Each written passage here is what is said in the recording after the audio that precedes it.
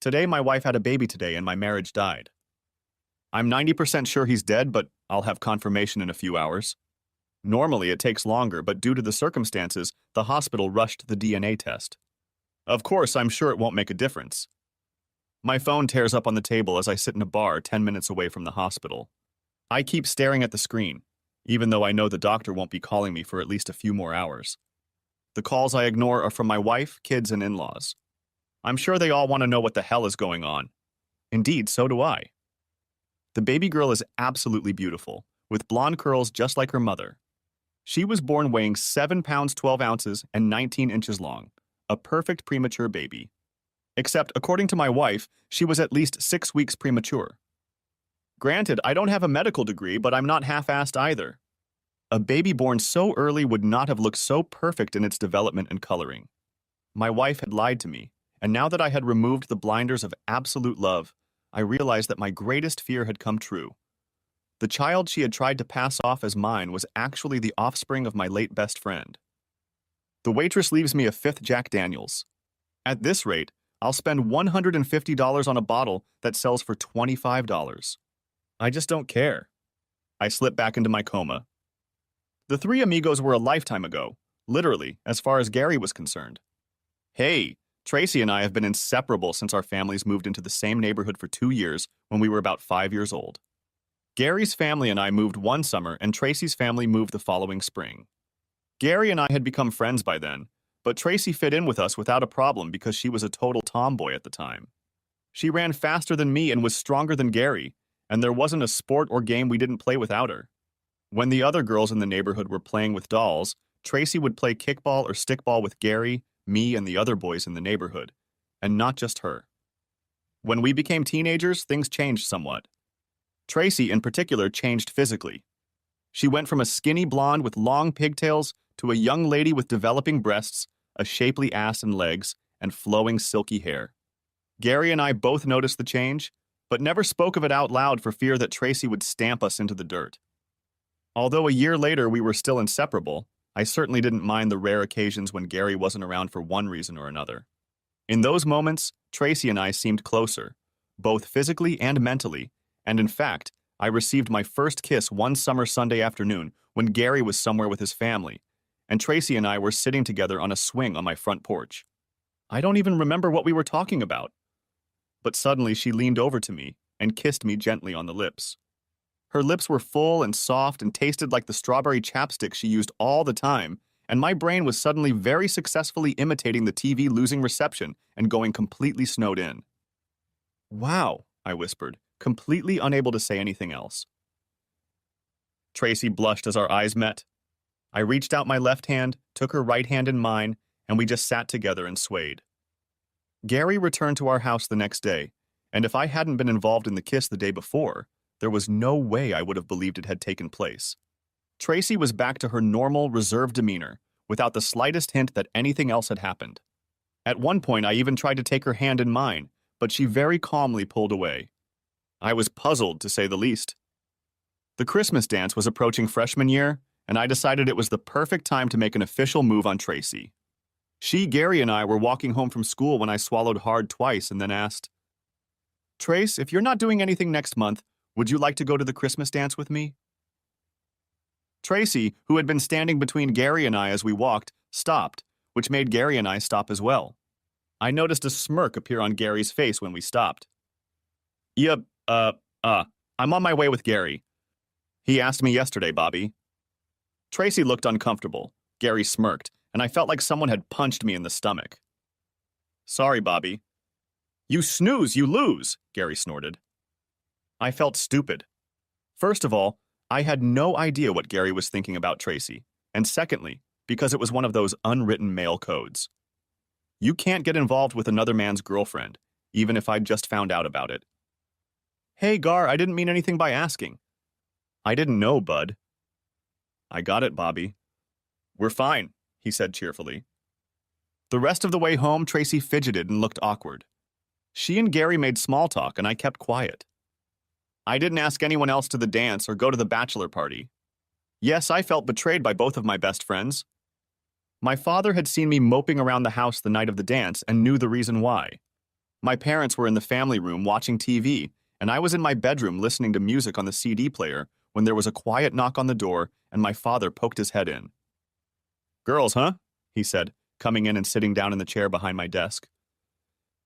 "You can't live with them, but you can't kill them either." I shook my head to chase away the cobwebs. I looked at him like he'd just stepped off the moon. He gave me the crooked grin I knew so well. "Thanks, Dad." "Good talk," I said. After the Christmas dance, the three amigos turned into the two amigos and their friend. We still practiced together, but Tracy and Gary were now an official couple. They remained that way throughout middle school. Eventually, I started dating other girls. The two amigos were finally separated by college. Tracy went to Michigan State and Gary went to UCLA. I ended up at Michigan State too, but due to my own fiddling with the guy code, I barely interacted with Tracy my freshman year. She seemed puzzled by this development, but I didn't want anyone to accuse me of trying to steal her away from Gary. Tracy's mom came up to me one day and asked me if I was mad at her daughter. Rhonda and Mark Ford were practically like parents to me, and I respected them as much as I respected my own parents.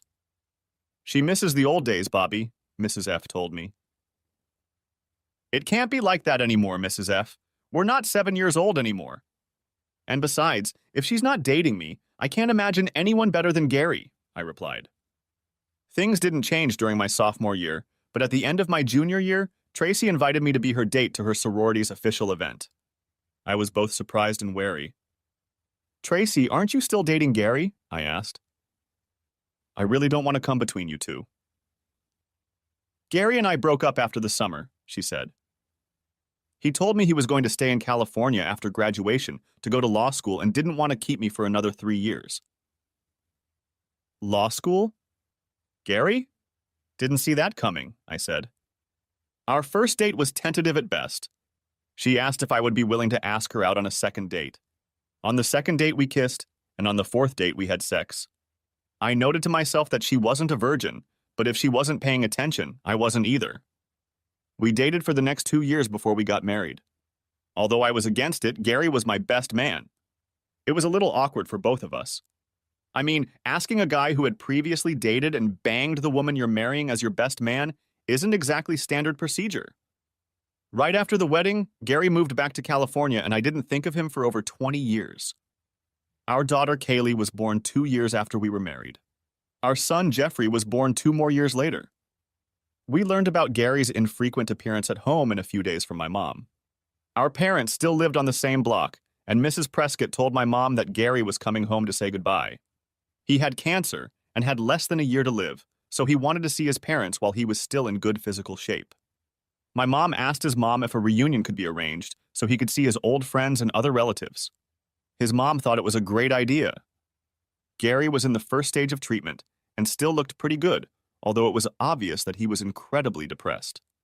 He was single, twice divorced, and had no children.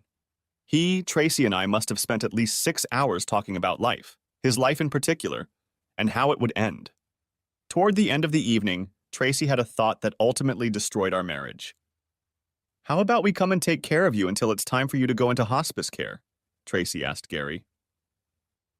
Gary and I were shocked at what Tracy proposed. She and I hadn't talked about it, and at first glance I didn't see how we could even bring it to life. "He's our oldest friend, Bobby. Who else should do it?" "But the doctors say I have a few more months before I need hospice care," Gary remarked.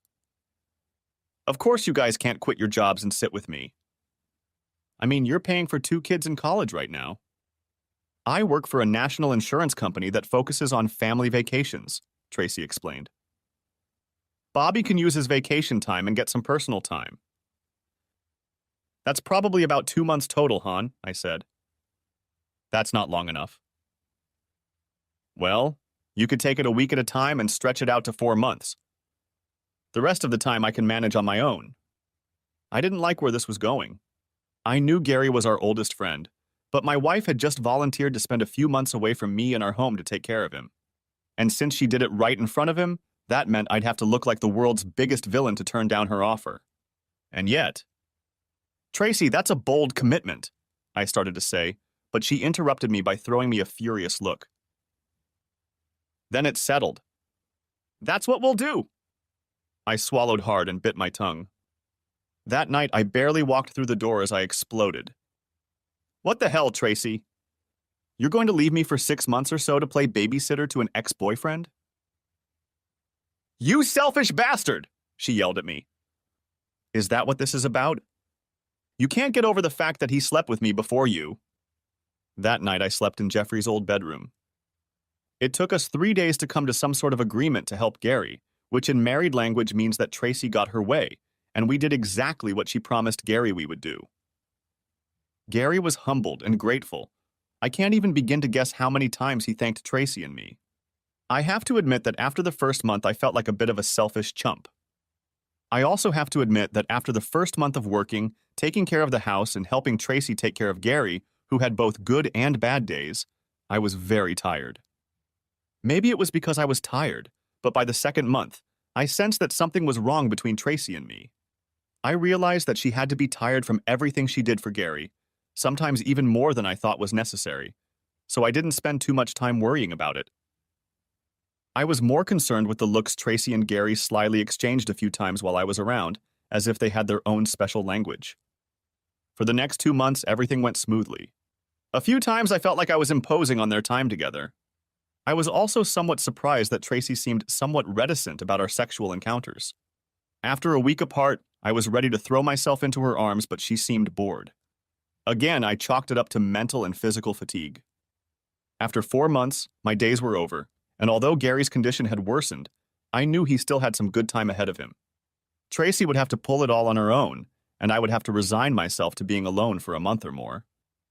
When I ran out of vacation time, our daughter Kaylee threw herself into helping out, which I thought was great since Gary was her godfather. She spent 2 different weeks helping Mom. About a month later, Gary had to be put into hospice care, and then another month passed and he was gone. I once again flew to California for the funeral. Tracy was just as inconsolable as Gary's parents. Both of his parents thanked Tracy and me endlessly for helping Gary. I deflected most of the thanks in my wife's direction. For the first week after coming home, Tracy acted almost aloof with me, which I attributed to grief. Then it was as if a switch had been flipped, and for the next 3 weeks we made love every single day. I felt like a kid again. A month after we got home, I got the shock of my life when Tracy came out of our bathroom with a positive pregnancy test.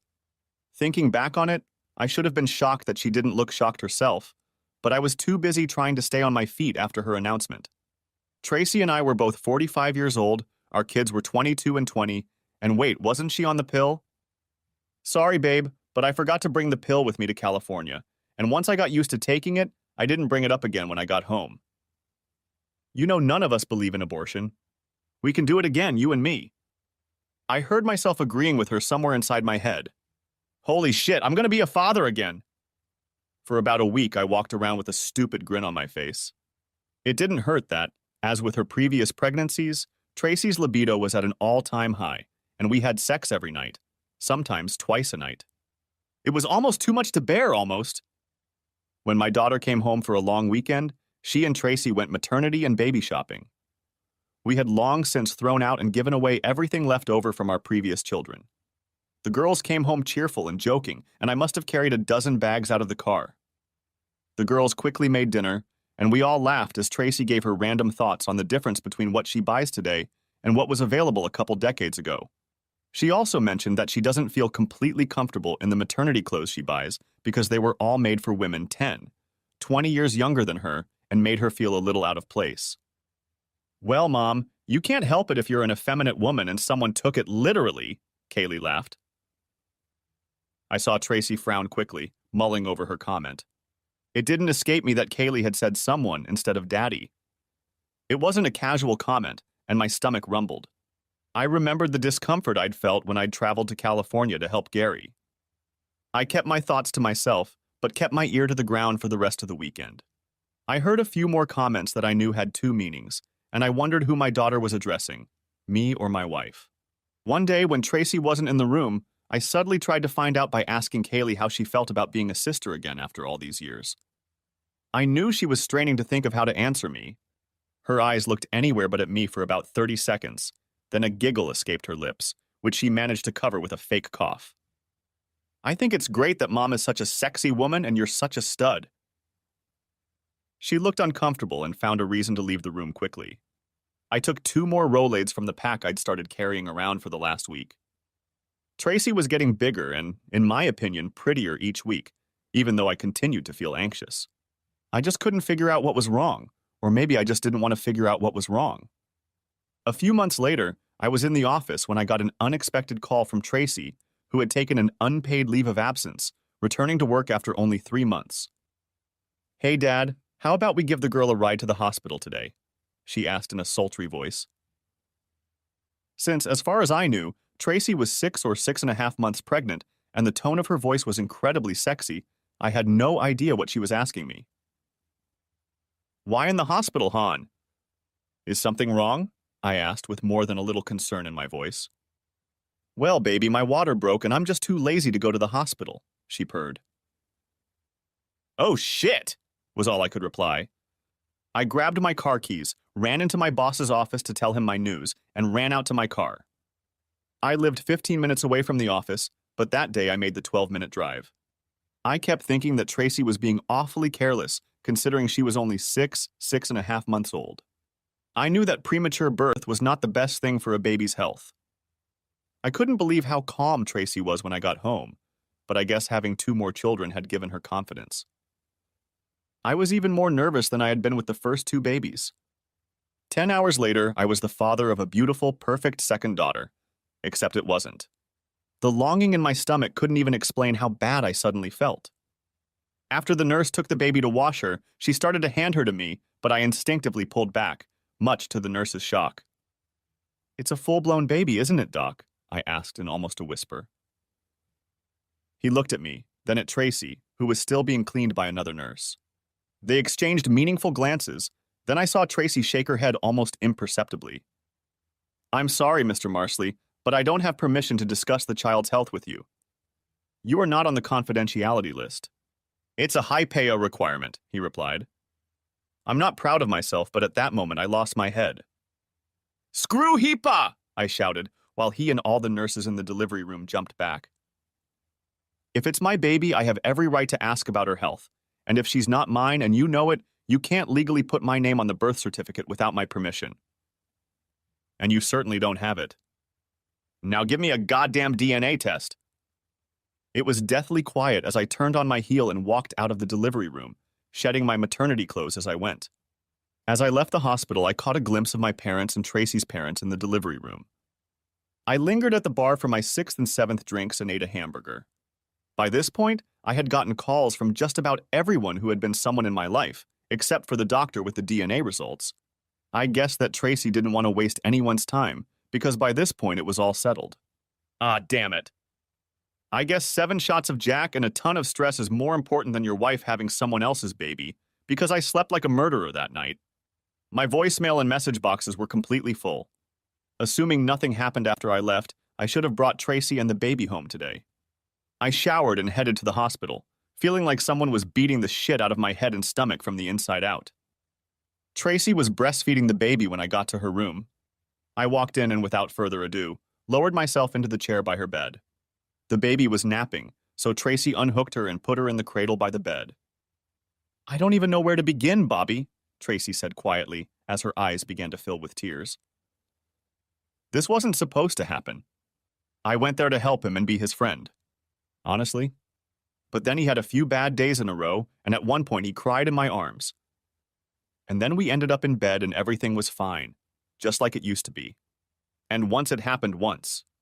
It was so easy to go on, except when you came down to help. Then you and I slept together again, and it was awkward, and I felt guilty, but I didn't know how to stop. Or maybe I didn't want it to stop. We slept together for 4 months, the last 2 without a break since you weren't around. But honestly, you and I made love even when I wasn't on the pill, and you could have gotten me pregnant just as easily. Only it didn't happen.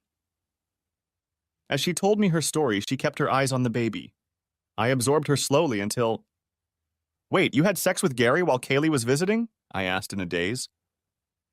Tracy blushed crimson, and it took all my stamina not to strangle her. "She knew and never said a word to me," exclaimed I in utter disappointment.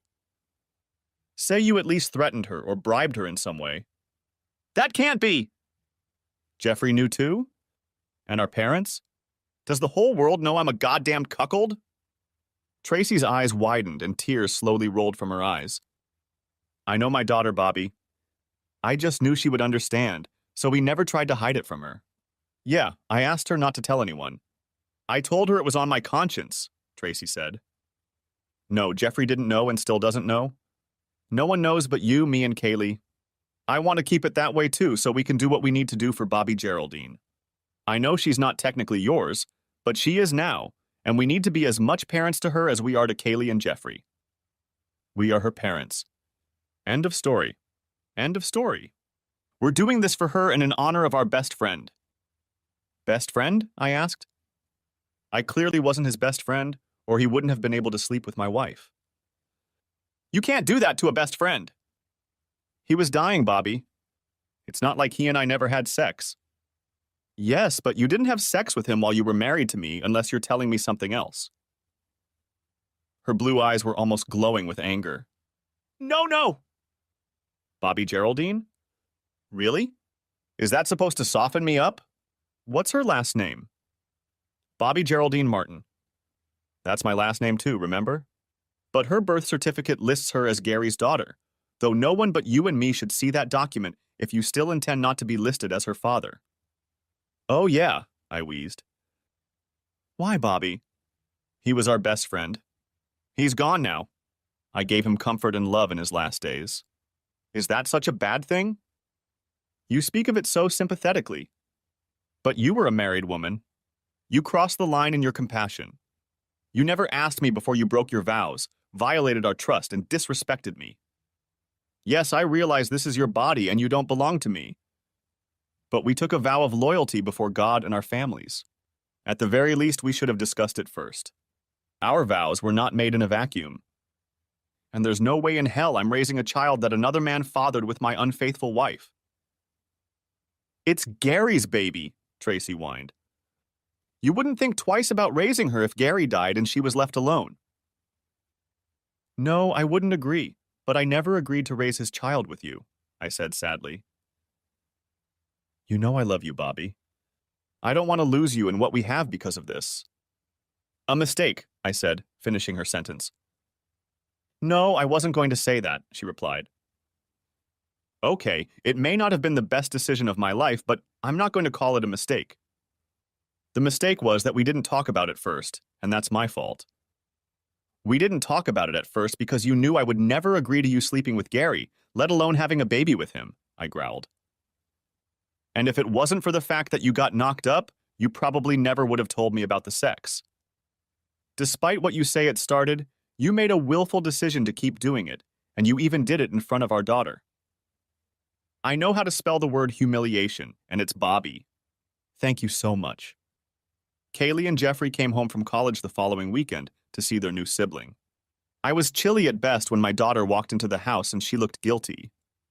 That night, Kaylee and I cooked dinner together after she and Jeffrey talked about the baby for about an hour. She didn't look at me directly once the entire time we maneuvered through the kitchen, and it was pretty quiet. Jeffrey cleaned up the dishes after the meal, and I took Kaylee's hand and led her out to the back patio so we could talk privately. We barely had time to sink into our chairs before I let her do it. You knew she was cheating on me and you didn't say a word, hissed I. Kaylee jumped back from my outburst and her eyes started to water. She lowered her eyes, started to say something, and finally looked up at my exhausted face. I thought it was great what you and Mom were doing for Uncle Gary. And then when Mom did what she did, well, at first I was a little shocked, but when I thought about it, I began to look upon it as courageous and sad and compassionate and loving and tragic. It was almost like Shakespeare. I didn't even think about the fact that she might be pregnant. I thought he was too sick for that, plus I assumed she was on birth control. A compassionate friend or a cheating whore? I guess those are my options, I spat at her as she cried. Eat shit, Bill Shakespeare.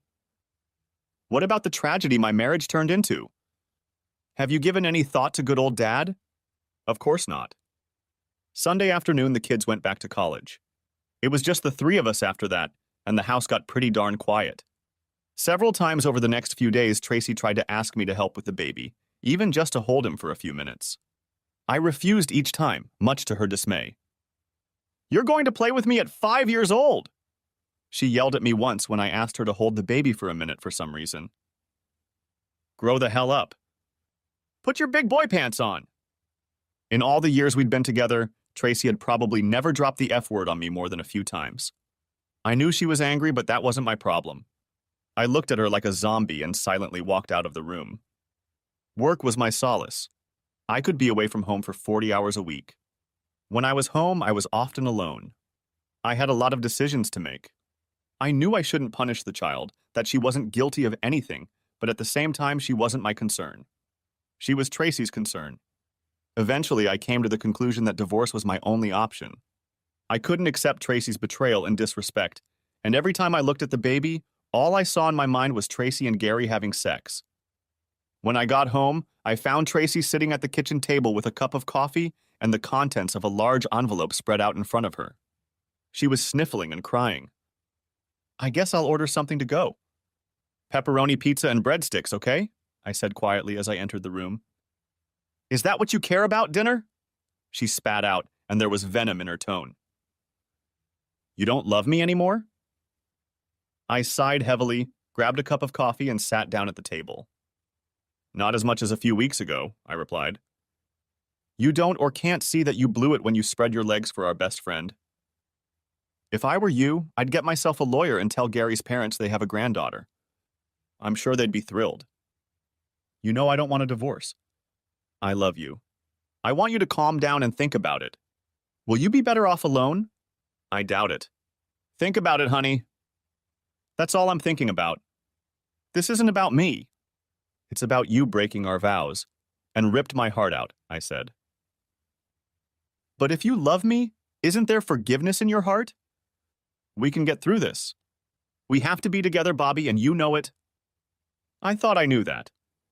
But this isn't a case where you can just say I'm sorry, and everything will magically get better. 24 years wasted. My first call was to my son. I laid out the nature of Tracy's actions and that the baby was Gary's child. He listened in silence. Then I heard a whispered, "Shit!" I told him I had filed for divorce. I hope so, Dad. This is absolute shit. What was Mom thinking? He tried to comfort me. I could see that he was very angry with his mother. I tried to reassure him by reminding him that despite what Tracy had done to me, I knew she still loved him as much as she did. He asked what I was going to do with the baby. Absolutely nothing. Neither financially nor emotionally do I have to support him or worry about him. I know financially everything will be fine, I replied. Help look after your sister. Half-sister, Dad, half-sister. I didn't say anything to my parents until the day Tracy was sued. My father was angry at both of us, at Tracy for her betrayal and at me for agreeing to leave Tracy alone with Gary for any length of time. You knew they had a thing for each other years ago. I can't believe you were that naive, even though you trusted her completely. Come on, boy, you know you can't trust any man when it comes to your woman. I had to admit that he was right. I should have fought harder to keep Tracy from being alone with Gary. At least that was on my conscience. Mom saw things very differently than Dad did. In her opinion, I was wrong to leave Tracy and not try to make up. Everyone makes mistakes, she said quietly to me as Dad sat back and frowned. Mom, a mistake would be if she slept with him once. Sleeping with him for 4 months was a conscious decision. It can hardly be called a mistake. And sleeping with him without birth control is unfathomable, I said. And yet, Bobby, you know you still love her, and she's going to need help raising the baby. That's your job, Robert. By the way, I'll still consider this child my third grandchild. Aside from her voice, the fact that Mom had called me by my legal name told me she was on Tracy's side. Dad looked at the ceiling, then back at me. He knew he was going to have to experience hell from her later. I didn't bother calling Kaylee. I figured she was probably Tracy's first call after being served. My thought was confirmed when an irritated Kaylee called me later that day. Uncle Gary's dead, Dad. Forget about the sex. She can't take it all back now. Move forward. You and Mom still love each other, and now there's a baby too. Be a man for Mom and Bobby G, she practically commanded. Wise advice from someone who didn't see fit to tell her own father about her mother cheating with another man. Somehow I don't have to worry about what you think anymore, I replied. I later learned that Gary's parents were shocked and overjoyed to learn that they had a grandchild. They were upset that Tracy had planned to keep the news a secret, but told her they understood her reasoning. A day later, they called me to beg me to stay with Tracy and raise Gary's daughter. They knew that we had been very close for many years and felt that I was the best person to be the father of Gary's daughter. Thanks for the confidence and compliment, but I'm not that kind of person. I have to admit that I'm so angry at Gary and Tracy that I can't keep my eyes open. I could practically feel Gary's parents squawk as the line went quiet. I was uncomfortable, but not that uncomfortable. I was being honest. Of course, my relatives called too. They too begged me to stay with Tracy. They recognized that what she had done was horrible and stupid, but they were sure that she still loved me and wanted to raise her child with me. I thanked them for their concern, but told them I didn't know if I could ever get past the horrible and stupid part. Of course, Tracy fought for the divorce. She and her attorney managed to get 12 joint counseling sessions scheduled. I knew I had no choice, but I wasn't going to be a limp rag during the sessions. Jocelyn McAdams' PhD looked very prim and professional when I entered her office. I estimated that she was about 10 years older than Tracy and me, and she was wearing a gray blazer over a very businesslike skirt, which I noticed when she stood up to greet me with a firm handshake. Tracy was already sitting in the chair to my right in front of the large desk. She asked Tracy to tell her side of the story first, and since I knew her, I guess I went off into my own little world. I'm sure Tracy emphasized compassion and downplayed the cheating. Anyway, in the next instant, Doc brought me out of my reverie. I had assumed, erroneously as it turned out, that I had my side of the story to tell. Mr. Martin, it seems to me that you are the one with the power. You can save your marriage and your family if you act like an elder, put your ego aside, and try to get back to where you and Tracy were. Wow, I didn't expect that from someone who was supposed to be a professional. Almost everyone had the same attitude. I had to accept what had happened. Was I really in an alternate universe? Wait a second, Doc. I started before she interrupted me. Doctor? Or Dr. McAdams, please. We're going to take a professional approach here. I don't want either of you to treat me as a personal friend or ally. Is that your main thing, Dr. McAdams? Is that your main thing? I think you've already picked a side without even hearing my story. I stood up, turned around, and walked out. On the way home, I called the lawyer and told him that he needed to find a neutral counselor, or I would not attend any further sessions. The second counselor at least listened to my story after accepting Tracy's story, but I knew I was still adrift. You admitted that you still love your wife, Mr. Martin. Your wife still loves you very much, and now you have a child. What do you need to do to rebuild your family? Dr. Lauren Avent asked. First of all, we've never been a family. This is not my child. I'm not raising someone else's child, I said. So this is about your ego, then? Said Dr. Avent with a more than smug expression on her thin face. I can't win with you guys, can I? I asked with more than a little disgust in my voice. Why is this even about me? Let me paint a picture for you in words, and I'll speak slowly so you can catch it all. I'm not the one who cheated on my spouse and broke my vows by having sex with another man, and I'm not the one who gave birth to another man's child. You need to ask her why she made the choices she did, and what she thinks she can do to overcome those bad choices, if anything. I glanced in Tracy's direction and saw that she was frowning. I could see the counselor struggling to keep a blank face. Like the old Monty Python joke, no one expects the Spanish Inquisition, and I didn't expect it. Mr. Martin, if you divorce your wife and in the future marry another woman who already has children, wouldn't you essentially be raising another man's child? Asked Dr. Avent. Well, I think you get my point, Doc. But in Tracy's case, the baby was conceived while she was married to me, which I think is a pretty big difference, don't you? She gave me a slight nod, but apparently wasn't done yet. But since the man died before the baby was born, don't we disagree? Aren't you being petty in this matter now? Said Dr. Avent. Shallow? Petty is when you know what you did was wrong, but you decide to lie by keeping it quiet. She didn't admit anything to me until I caught her. She started to continue, but I was already done. Look, Doc, this is ridiculous. Yes, I still love her. You can't undo that right away, but how can she say she loves me when she cheated on me, got me pregnant, and tried to pass the baby off as mine? She may love me a little, but if she loved me as much as she says she does, it wouldn't have happened. It wasn't a one-and-done thing, Doc. She and her lover had repeated intercourse. She's telling everyone now that it was purely out of compassion. He was a close friend and he was dying. Well, if it was so compassionate, why didn't she come to me, her husband, and discuss the decision with me? Because she knew the answer. I would say no, and she knew it. I realize it's her body, and she probably thinks she can do whatever she wants with it.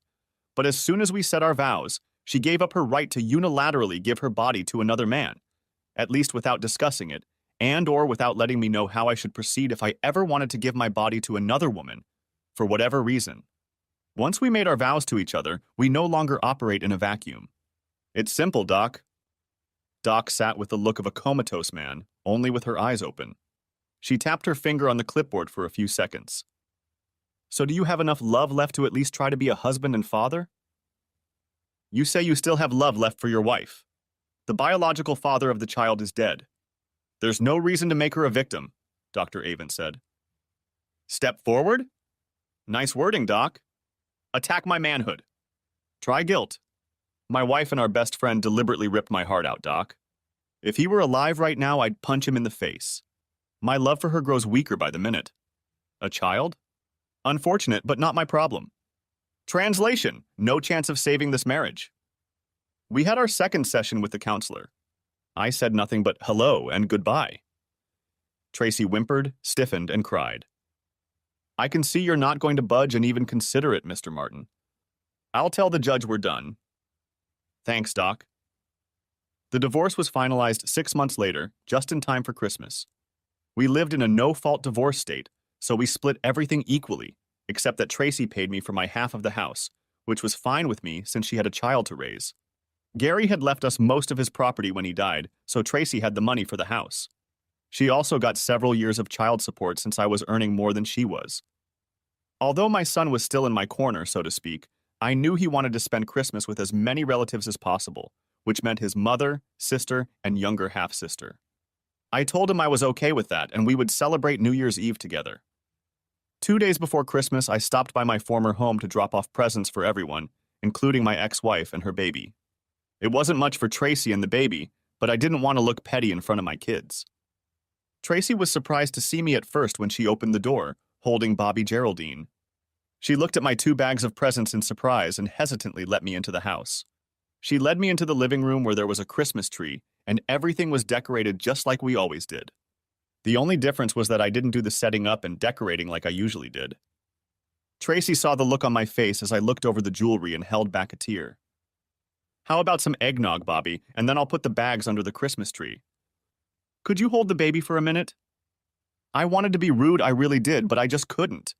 I hesitantly reached out my hands and took the baby, her baby with Gary's. I held back the bile that started to rise from my stomach as she went for the eggnog. I stood like that, holding the baby straight away from my body like she was some kind of explosive device.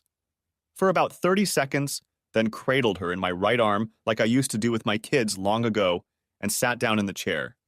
Tracy came in with 2 glasses of eggnog, one for each of us, and sat down in the second chair in the room, smiling at me when she saw the baby cradled in my arm. That brings back a lot of memories, Bobby. You were always so kind to children when they were little, she said softly. It's not every man's gift to know how to handle babies and toddlers. I smiled shyly. The baby was beautiful, echoing her beautiful mother in many ways, but I could never feel comfortable with her given the circumstances. If one does not forget, can one ever forgive? I don't think so, although I know many people, especially in my family, disagree with me. We chatted for a while, and then Tracy picked up 2 bags of presents and started putting them under the tree. When she got to the first bag with Bobby Geraldine's name on it, she stopped and had a funny look on her face. You didn't have to turn it on, Bobby, Tracy said, as a tear rolled down her face. Christmas is for kids of all ages, baby. I couldn't leave out your little one. I looked at the little girl in my hand. Under the right circumstances, she could be mine. I felt a lump in my throat. Damn it. I couldn't hate the baby, even though I hated what her mother had done. I was sure Tracy hadn't accidentally held the baby out to me. Tracy gasped again when she found the first package with her name on it. Oh, Bobby. Really? You shouldn't have. I really didn't expect anything? I didn't get you anything. I'm sorry. Don't worry about a thing, Tracy. I just want you to have a great Christmas. You could come in person. You'd be welcome. We'll have more than enough food. I know the kids will love it too, she said. Not this time, Trace. Maybe a year from now. It's too soon, too raw for my mind and heart. Tracy lowered her eyes. I wasn't trying to be cruel. I was being honest. My wounds still stung. Christmas Eve found me at Barnes & Noble in the late afternoon. I was reading the new Clive Cussler book I'd bought for myself and drinking a mint mocha latte at the Starbucks located inside the bookstore. Looking around, I found two other losers who were also reading at the Starbucks. They practically had to kick me and two other losers out when they finally closed. I came home to a quiet house, but I was ready. I had bought chicken salad the day before and made toast to spread on it. Ruffles chips and Don Julio tequila rounded out the meal. Damn, I know how to live! Christmas morning, I woke up with a slight hangover. 4 aspirin tablets, a couple of cinnamon Pop-Tarts, and 3 cups of coffee later, I was ready for the big Christmas feast. Here's just one problem. I didn't have a holiday party planned. I went to my parents' house, and the 3 of us enjoyed my mom's baked ham dinner and a few gifts. My kids gave the gifts for me to my parents when they found out I was coming for the holiday. We enjoyed hot chocolate with peppermint schnapps as an after-dinner drink. I have to admit that memories of past Christmases when we were a family were swirling around in my head. I admitted to myself that I still loved Tracy to some extent, and I had my doubts that I had made the right move. Apparently, I wasn't the only one thinking about my past life. We hope you don't mind, Bobby, but Daddy and I consider Bobby Geraldine our granddaughter, and we bought Christmas presents for her, Mom said to break the silence in the room. He's dead, Bobby. Gary's gone. The little girl will never know him. She'll accept any good man as her father. We don't always agree with what Tracy did, but in a way we understand it and we still love her. You can become that good man, Bobby. You have to become that good man. Everybody wants that, and I think you do too. You just don't know how to admit it to yourself. You think everyone will think less of you for getting her back and raising the baby as your own. When Mom finished, there were tears in her eyes. Dad looked at me like a bullet. Maybe I was the only one who hadn't seen it. Maybe, but every time I thought about it, I realized I'd never be able to look at myself in the mirror if I did. She cheated on me for months, tried to cheat on me, and had a child with another man. Her saying that sleeping with Gary was compassionate seemed hollow to me. A year later, very little had changed in my life. I went to work and came home alone. I didn't go on dates, and my number of friends had greatly decreased. Truth be told, I never had many friends. Tracy had a lot of friends, and so did we as a couple, but both had mostly left me after the divorce. I wasn't surprised that her friends left me, but I was surprised that almost all of our friends left. At least I was surprised until one of those former friends explained the situation to me. Apparently, Tracy had been telling everyone that I had left her after the baby was born, without mentioning that the baby wasn't mine. I was sitting at a nearby bar, alone, of course, when Carl and Susie Dimmick walked in and took a table. Carl and Susie were one of those couples I thought of as our friends. But when I approached their table to say hello, I received a very cool reception. Susie was openly mocking me and Carl was hardly polite. Considering I hadn't done anything to offend them, I was infuriated by this poor reception and wasn't about to leave quietly. What the hell did I do to you two? I growled. Not for us, but for Tracy, Susie hissed. How could you just walk away from the sweetest woman in the world because she had a late baby? You suck, you know that? Is that what this is about? Said I, almost in shock. How about we listen to the whole story and then decide for ourselves? They both motioned for me to sit down, but I was too flustered and just stood in front of their table. I leaned closer because I didn't want to yell. I can only assume that no one told you that the late baby you're talking about is not my baby, you bastards.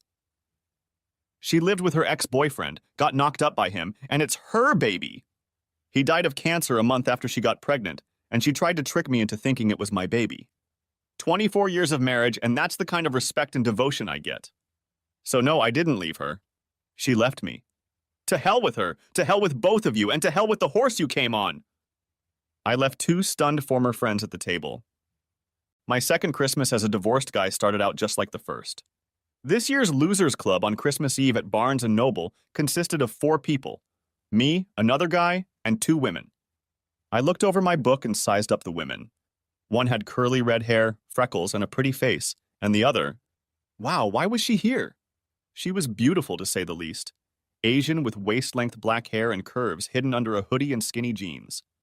She had perfect, ageless skin, and I guessed her to be somewhere between 50 and 55 years old. I watched her for about a minute and then decided to hell with it. All she could do was say no. I picked up my book and latte and headed toward her. She looked up when I was within speaking distance.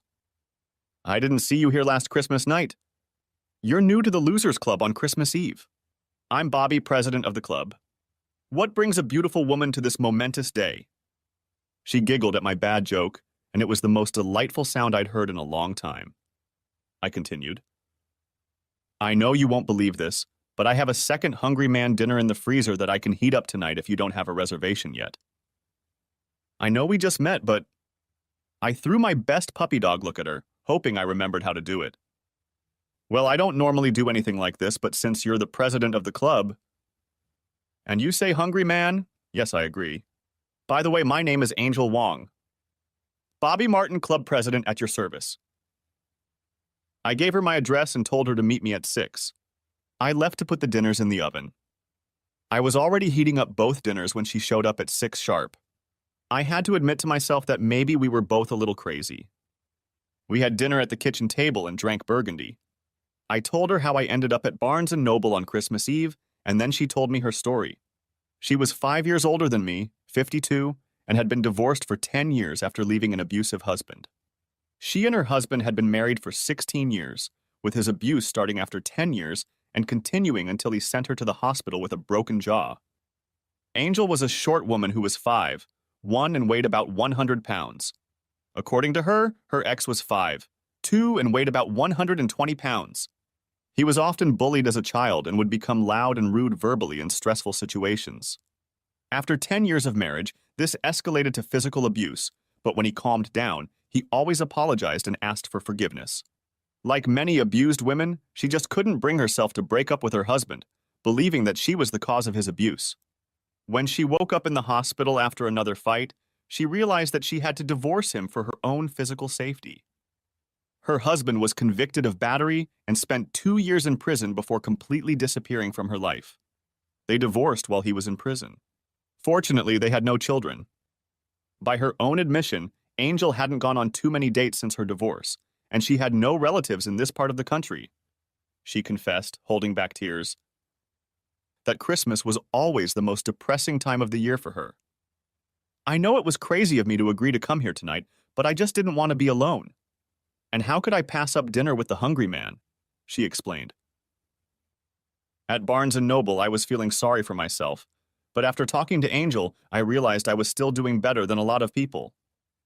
We sat on my couch together, drank wine, and watched a few Christmas movies, starting with Dickens's version of Mr. Magoo, A Christmas Carol. I knew there was something special about this woman when she completely agreed with my opinion that Mr. Magoo was the definitive Scrooge. Then we watched The Grinch, and about halfway through It's a Wonderful Life, I noticed that she had fallen asleep. She had a smile on her face, and she looked so peaceful that I got a big blanket out of the closet, covered half of it, and crawled under the other half.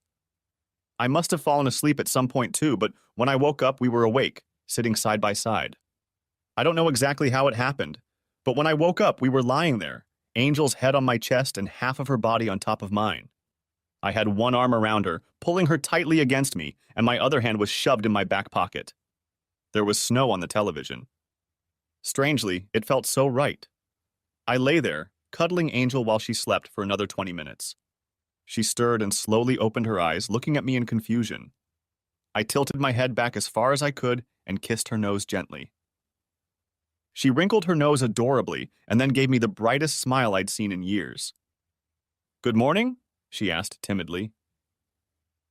"Merry Christmas," I replied, squeezing her tighter in my arms. We lay together, unmoving and smiling, for another 5 minutes before she finally spoke. "I've never done this before, I swear," she protested, her cheeks practically flaming red. "But is it just me, or do you feel it too?" I grinned at her from ear to ear. "Hell yeah, I can feel it." I was thinking about how crazy this is. I had just met this woman, and we were already having such a good time together. Then I looked up and saw her looking at me, and I realized she was thinking about the same thing. This may be crazy, I began, but it doesn't sound like you have any plans for tonight, since I have everything I need for a first-class Christmas dinner. And if I'm going to go through all this trouble, it certainly doesn't hurt to have a beautiful woman sitting across from me at the table. Her smirk turned into a wide grin that made my heart snap. I need to take a shower and I didn't bring a change of clothes. I can run home for a few minutes and come straight back, she said. I smiled back at her. I'm sure I have a shirt or something that will fit you. Her almond-shaped eyes flashed. If you can tolerate me without makeup, I'm okay with it, she said. We took a shower. I found one of my small sweaters for her to wear. Looks great, I said.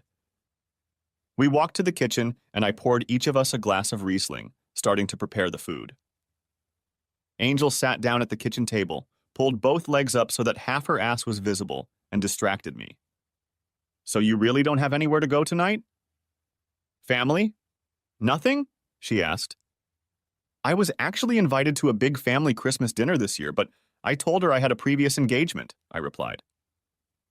My ex is gathering everyone at my old house. The kids, my mother-in-law, my in-laws, her in-laws, Gary's in-laws. It's a setup. She'll make sure I'm holding her adorable baby boy. All the parents will tell me to man up, and she'll tell me she loves me and needs me, and we can find each other again. I told her I had a previous engagement, but everyone knows I'm lying. I told her I would try to hold out for a while longer if I could. None of them understand me. I didn't lie. I don't need to apologize for Tracy cheating and screwing up. We had something special until we didn't. But if we talk about something special, how about we talk about us? We both smiled. I walked over to Angel and we kissed hard. At that moment, I heard the key rattle in the lock of my door, and the door opened. My son walked in and called out to me. Angel and I froze mid-kiss. Dad, he called out, barely noticing us. Oh God. He looked at us kissing. Jeffrey immediately turned his back to us, ostensibly to preserve Angel's modesty, though I think he was as embarrassed as she was. Mom knows I have a key to your apartment, and she asked me to come here and drag you back to the house for Christmas dinner because she was sure you were sitting here alone and acting pathetic. Well, I guess you told the truth about your previous engagement. And her, it could hardly be called pathetic. I apologize if I interfered. You haven't interrupted anything but my Christmas preparations, I said, perhaps a little too quickly as Angel and I exchanged confused looks. Jeffrey, I need you to turn around so I can properly introduce you to Angel, my angel. Jeffrey reluctantly turned and made his way to the kitchen. Yes, it was quite obvious that Angel was naked under her sweater, but at least she was covered. She looked at me, sort of shrugged, and then mastered her gaze. Jeffrey, being a redskin, couldn't help himself. He glanced at Angel again, then gave me what I would call a nod of admiration. It's nice to meet you, Angel. And thank you for coming for my father, Jeffrey said. It would be my pleasure, Jeffrey. Your father is a great guy, Angel replied. Yeah, looks like someone in our family forgot about it for a while, he said. Did everyone like the presents I brought? I asked, changing the subject. How did Bobby G like her presents? You still have talent, Dad. Everybody likes their stuff. The kid likes the stuff you bought. You wouldn't believe how many things she got under the tree when all three grandparents were there. Okay, I replied. Jeffrey said he had to go. He nodded to Angel and I hugged him tightly.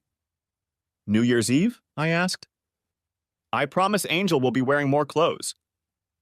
Oh yes, he replied, blushing thickly.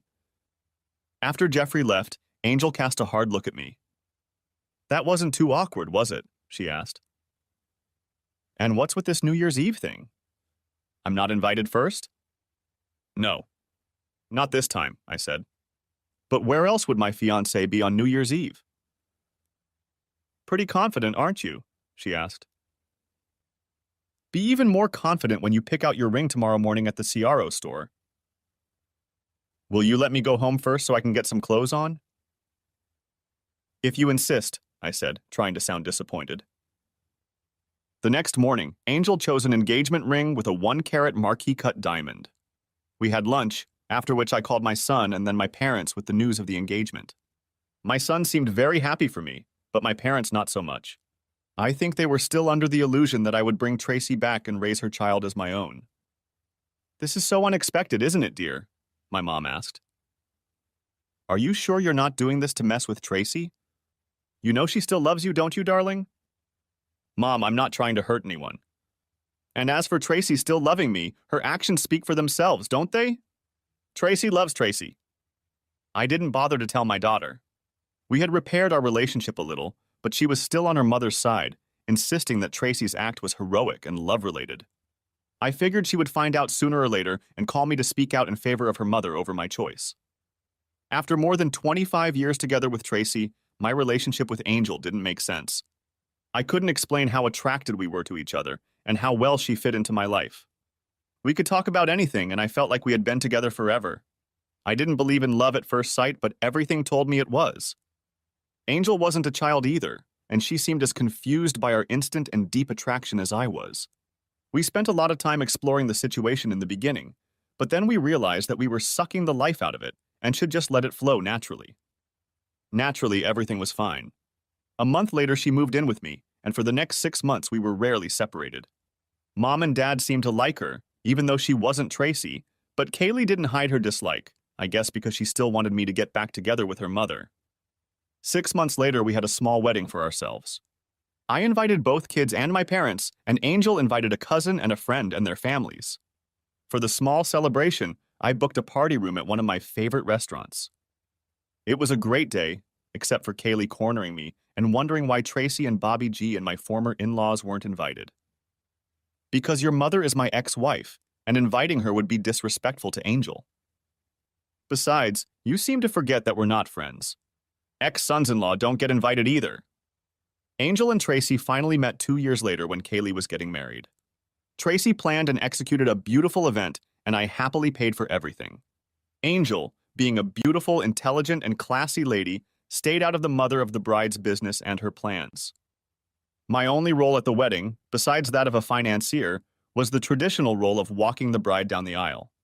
My heart was overflowing with pride, and my internal memory machine was working overtime.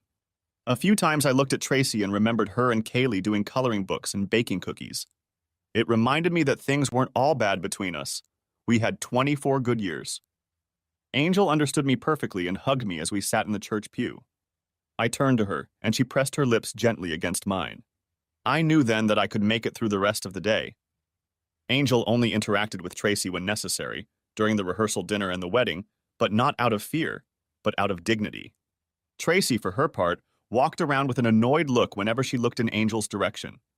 I later learned that she and all 6 grandparents believed that she had usurped Tracy's rightful place and that the marriage was only a short-lived thing. Epilogue. Our short-term marriage had just crossed the 25-year mark.